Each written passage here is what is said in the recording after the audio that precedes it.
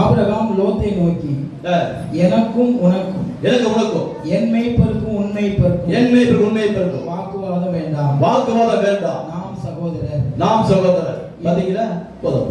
பாத்தீங்களா என்ன சொல்றாரு? பாத்தீங்களா? ஆபிரகாமுக்கும் லோத்துக்கும், ஆபிரகாமுடைய மேய்ப்பருக்கும் லோத்துடைய மேய்ப்பருக்கும் வாக்குவாதம், சண்டை உண்டாச்சு. அதுக்கு அவன் என்ன சொல்றாரு? நாம் சகோதரர்கள். நம்ம சொல்லுவோமா? சண்டை வர நம்ம சொல்லுவோமா? கூட பிறந்தவரோட சண்டை வந்தாலும் சொல்லுவோமா? நம்ம சகோதரர் சொல்லியிருக்கோம்னா?